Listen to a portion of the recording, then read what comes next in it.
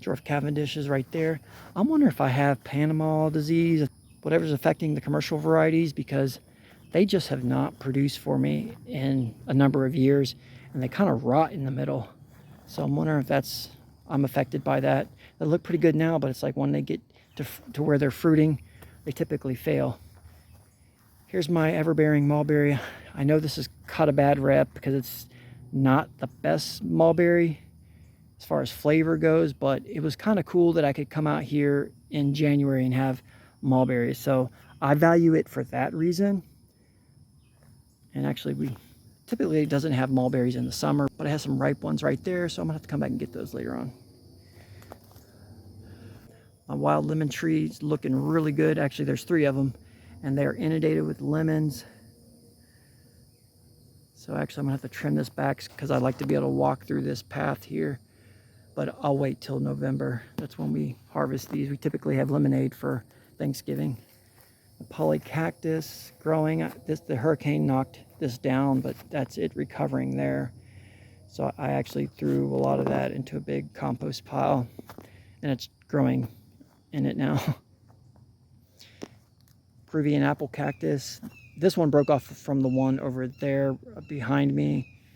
So I planted it here, and this is after Hurricane Milton when I planted it here. So it's already grown quite a bit there. My macadamia nut tree, it actually bloomed for the first time for me, and I thought I was going to get some macadamia nuts, but the blooms failed. I'm wondering if I need to get another tree so it can cross-pollinate. It's supposed to be self-fertile, but I'm probably going to get another one.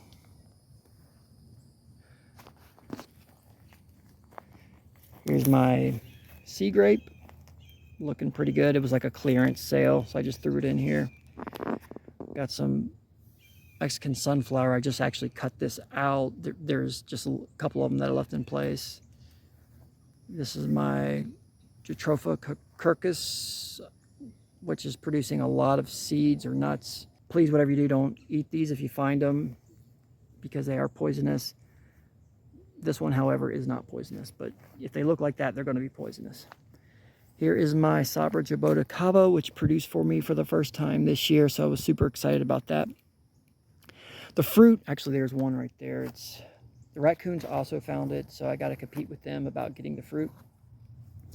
I've heard that these were supposed to taste like Concord grapes. They didn't taste like that to me at all. But then I picked some and I left them in the fridge and let them ripen. Like, so even when they're dark, you pick them and you think they would be ready. They're good, but when I put them in the fridge and they sat in there for maybe 3 or 4 days, then they started to have a grape flavor to them. So I just hadn't let them fully ripen. So even when they're dark, maybe give them some time to fully ripen. But this one is just nice and big and healthy and just a beautiful shrub here. Here is my Jamaican cherry. It gets beat up by the raccoons. They just climb up on this thing and they break it. As you can see, I got a pole right here that I tied the trunks to, so I'm going to be tying them. I might put an even taller one in there and just tie it. That way, at least the trunk is in place and they're not breaking it. I'm going to come around here. This is another area that I got to clean up. And here's the back of that oak tree that got ripped up. Oh, so it's kind of first time I saw this. So my dragon fruit, this is a white dragon fruit, is blooming. So this one actually, it was affected when the tree came up. It rooted it up, but I was able to cut it and swing the vine down and able to get the roots back in the ground here. And it does have roots attached to this trunk, so it has enough nourishment to be able to fruit. So that's pretty cool. That I was thinking maybe it needed a year to recover. So there's 2 there. There's another bloom right there. So hopefully those do well. Hopefully those produce for us. That's pretty cool. That's that area there. Another, this is, I don't know what you would call this, but like essentially it's bananas and yard waste. whenever I don't have time to mulch up the Mexican sunflower, but the Mexican sunflower is overgrown, I'll just like kind of chop it up a little bit and throw it in here. And in here we have what I think is an ice cream banana here, just based on the way the banana looks. You know, I got that from the neighbor's front yard. They had put it out as yard waste and they let me have it, so that was pretty cool. This is a Goldfinger. Haven't had any of those bananas yet. The hurricane knocked it over, so had to start from scratch there. And this is Dwarf Orinoco. I think I have a spot right there for another type of banana, so I like to collect different varieties of bananas. Around here, have another avocado from seed. And yet another avocado from seed. This is kind of grown in the woods here. Another avocado from seed. I've added some new rows here, and I'm going to kind of do the same thing all the way across my yard, this back part of my yard. Medbroom date. This is a sugar apple, or you can call it an ashta because it's from a seed from a fruit out of Lebanon. Here is my cinnamon apple. This is a fruit that I saw the gentleman who does Weird Fruit Explorer. He highly rated the cinnamon apple. It's a very unknown fruit. It comes out of Mexico. So I want to give it a shot. Found it online. I think this is called an aki. I had to put a lot of bamboo around it. You can see the bamboo here to give it shade. And the reason for that is because when the seller, when they sent this, it was not well established. It was a little sapling, and you can see it has a lot of dead leaves on it, but it has one leaf that's green. And yeah, I probably shouldn't have put it in full sun. Probably should have established it in a pot first, but it's fine now. It's got that one leaf that's been green for a week or so now, and just keeping it shaded with this bamboo. This is a pomelo from seed.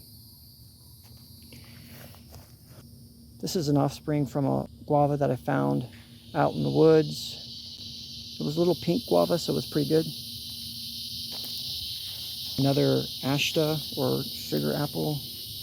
I call this the Ellijay pawpaw, so they're not supposed to grow here this far south, but this is a pawpaw from North Georgia, or it's an offspring from a pawpaw that I harvested out of North Georgia. Figure why not give it a try. And if you've seen my other tours, I would feature towards the end some commercial variety juice oranges. They didn't do well out in the sun, so I got them here in under a canopy, and we'll see if we can get them to do it any better. If not, that's fine. Here is a Sapodilla from seed, sourced from, it's either India or Thailand. This is another Ellijay pawpaw. Here's a fingersop, and I planted this as a little teeny sapling, and it's doing really well. It seems to really like this spot. Another ashta, sugar apple. Another one of my commercial grade citrus trees. Trying to give it a fresh start over here. I trimmed it back very heavily.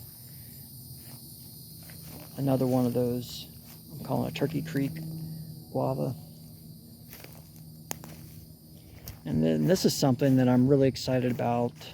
Paul from Fruitful Trees has really been promoting white sapotes lately, and I'm looking into them. Yeah, it's something that I should have planted a long time ago. It's a good producer. The fruit is supposed to be top notch. I planted this as probably a little 6-inch sapling, and over the summer it's already growing really well. So the only thing is I do need to buy another one because I hear they're not self-fertile. This here is a Wampy, and they seem to be affected. I don't know if it's like leaf miner or what, but the leaves do kind of shrivel up. It is growing. It's got new growth on it. You can see like that right. It's kind of hard to spot, but that right there. So it's hanging in there. This is my Kwai Muk, which is an Artocarpus, or I think that's the correct scientific name for that family. but it's in the same family as a jackfruit. It's just a handheld size fruit. Wasn't looking too happy. Did have some leaves kind of die, but it's got new growth. And looks like it's just getting itself established here in this spot. You may be wondering why I got bricks around these young saplings. Well, we'll have armadillos that will push through this mulch, so you kind of want to have something to obstruct them, keep them from doing that. Here's another pawpaw. I get those mixed up with my sugar apples, but because they're both Annonias. But yeah, there's a LJ pawpaw. I'm going to show you the name on this one. I probably butcher it, but Arosa. Supposed to produce a little sour fruit, something like a lemon, but I guess more sour. And then this is my cold hardy guava berry. And it is producing the little guava berries for the first time. So I grew this from seed, bought the seeds from Cody Cove Farm.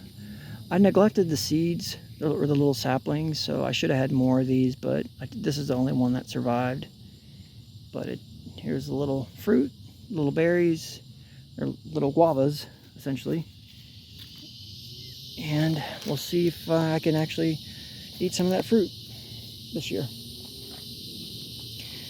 Then another citrus from seed, affected by leaf miners. This one's grown real well. I'm not sure exactly what it is because I lost track.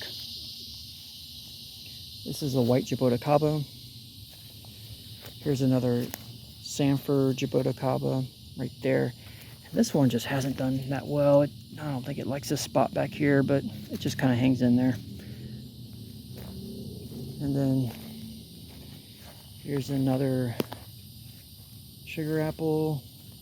And then this is my Longin from seed. As you see, they got some chain link fence railing there. That's because I got a fence back here that I still need to fix from the hurricane. Here's my ruby red grapefruit. This was transplanted from my aunts. It was looking pretty good, but not now. I was thinking this neem tree would help protect it. I got this neem tree right here, and that's growing really fast now. I have passion fruit all along the fence. I've been getting a ton of purple passion fruit. It's a little sour, but I have some up towards the front, but we just are inundated with passion fruit right now.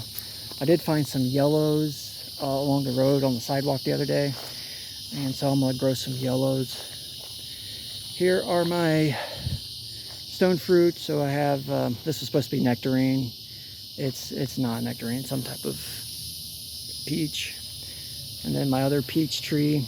I used fruit protector bags this year, and it did protect the fruit somewhat. Squirrels or the rats were able to chew through the bags in some cases, but it did deter them, so they didn't damage all the fruit. They would go through and clean the tree out, but with the fruit protection bags, they would chew on a couple of them and kind of give up. So I would recommend getting some fruit protection bags if you want to be able to harvest some peaches in Florida. Over here I have an avocado from seed that flopped over after the storm. So as you can see, I had to tie it up. But it grows real good up against this southern live oak here.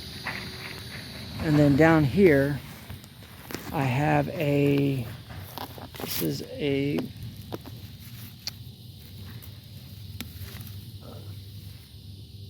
is saw palmetto from seed. It's a couple years old. They grow real slow, but I wanted to have some on the property. And then this oak tree here, so it's growing on a stump from an oak tree that fell during, I think it was Hurricane Ian. But I want to have oak trees because I've lost so many of them to either disease or storms. So I want the shade, and just they provide some thermal blanket during the winter. And so I'm letting this grow right here. And then over here I have a ton of muscadines. Well, it's like 4 plants. 2 of them are growing really good. Apparently most muscadine varieties don't do well in Florida, but the Carlos and the Southern Home, I think it is, or it could be Southern Jewel, I get them mixed up, but you can look at my past videos. I actually say it correctly in the past videos, but they're just covered my chicken coop, and they provide the chickens with shade and some vegetation to nibble on. You see some of the grapes right there, but the only problem is the rats, because they live here at the chicken coop. They're going to get the grapes. We might get a couple here and there. I'll use some fruit protection bags to obstruct them and try to get some of the fruit. But what I'm going to do is actually just grow some grapes in another spot, probably within the dog fence. That way the dogs are coming out there and scaring any critters away. So yeah, that's pretty much the garden tour. I do have this dead oak tree, and it's going to hang out for a little while here because it's got a beehive in it. I'll show you that. The bees do a great job of pollinating everything because they get a lot of fruit. As you saw, you may have saw all the jujube over there. But thanks to these guys here. So I won't be cutting this tree down anytime soon because I don't want to get stung. So we'll just kind of let them do their thing. The last thing is I do have a Carlos grape that I need to move. I was trying to grow it along the dog fence, but the hurricane destroyed the dog fence, so I got the dogs in another spot now. Here's one of my commercial citrus that I haven't moved, but as you can see, they're not thriving out here. And if you go out to Lake Wales area and you look at the citrus groves, I mean, it's a battle with citrus greening. Here's another wild citrus tree kind of out here in the open. It's probably a lemon or a grapefruit like the other ones on my property. It would most likely do much better. I'm going to move it as well. See if it'll thrive in like in an oak canopy. Another little area that I got going is this kind of new. I've planted stuff over here before, but it's among these oak trees, and they just don't thrive because they got a lot of root competition. But here is an avocado, and I babied it. I got a big pile of mulch around it, just some dead trees from when I did some tree work after the hurricane. A dead tree fell in this area, so a lot of the busted up stuff I put around it, and it's hanging in there. I have a mulberry tree I had a transplant from a friend's house, and it's got new growth on it, so I think I'll have a mulberry tree over here at some point. And then on this stump where that tree fell, I planted an avocado seed from the LJ avocado that I showed you earlier. And the reason for putting it there is it's because of the stump. My son is not likely to run that over with the lawnmower, so it's kind of protected by that stuff, but I'll point it out to him as well. And then I have more passion fruit vines along here. Kind of turn your chain link fence into a privacy fence if you're looking for that in your yard. I recommend get some passion fruit. As you can see, these are some yellow ones here. These are all from seed. And they all have a little bit of different quality to them. That is the tour for 2025. I hope it helps you in deciding what you're going to put in your yard. I am in Hillsborough County, if that helps you with your selections, because it does vary depending on where you're at in the state. Thanks for watching, and God bless.